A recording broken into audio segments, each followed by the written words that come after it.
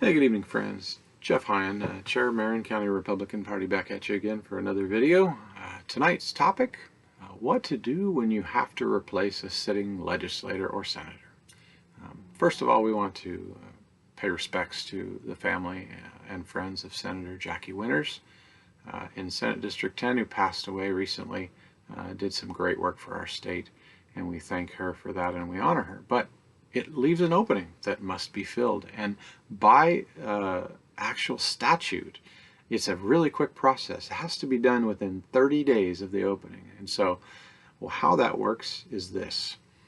The senator was a Republican, and because it's a partisan seat, the seat must be filled by someone of the same party. So in this case, the Republican Party has the responsibility to bring forth nominees who are then chosen. One is chosen by the county commissioners of the counties represented to fill out the rest of her term. So here's how this works. All of the precinct committee people, the elected and appointed precinct committee people who were in good standing as precinct committee folks at the date of the opening, are eligible to vote in an election, essentially, or it's in this case a nominating convention.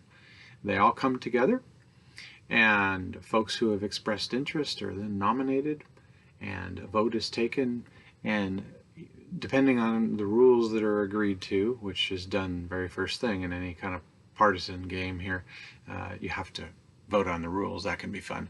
But presuming the rules are as they normally are, we have to select between 3 and 5 individuals then who their names are given to the county commissioners. Now this process has to happen in 20 days, so we have to find a location and a venue and get everything all and notice to everybody, and we all get together for a nominating convention to do this. And once we've got those names, we submit them to the county commissioners of the represented counties. In this case, both Polk and Marion have a say, and those commissioners have 10 days to then decide who will fill out the remainder of Senator Winters' term. So that's the generic overview of it, but it gets a little more interesting than that. It's what's called a weighted vote. So each of these precinct committee people represent a precinct, right? They could be appointed in their precinct where they live or an adjacent one. And depending on how many spots are in that precinct, you might have, for instance, 2 precincts, both of them have 10,000 people in them. And one precinct has 10 PCPs, and the other precinct only has 1 PCP. 10 spots, but only one person's filled it. In that case, given the 2 equal precincts, equal number of represented voters, that one guy that represents that whole precinct, his vote weight is 10,000, versus these other people, all 10 of them, they each only have a vote weight of 1,000. So it really can make a difference when you have spots that are not filled.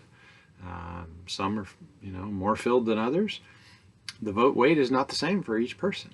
So the same applies when we get to the county commission. So in this case with Senate District 10, about 2/3 of the precinct committee people and the registered voters, Republican voters that is, in those counties, 2/3 reside in Marion County, 1/3 resides in Polk County. So when the county commissioners get to make their decision, the county commissioners in Polk County only get 1/3 of the vote.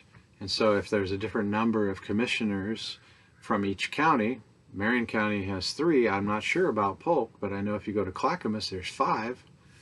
There's a different weight then for each one of their votes based on how much representation they have in the game. So it can get interesting, but we will find out here very shortly who is going to represent Senate District 10 for the next couple of years. So there you go. Hope that helps you. It is the precinct committee people, again, that get a vote on this. So that is why it is so important, if you want to say, and what happens in your community in a situation like this, of which we've had, unfortunately, numerous of them in the past few years, you want to get involved in whatever party you belong to and become a precinct committee person. Until next time, Jeff Hine, Chair of Marion County Republican Party and the great state of Oregon, bidding you farewell.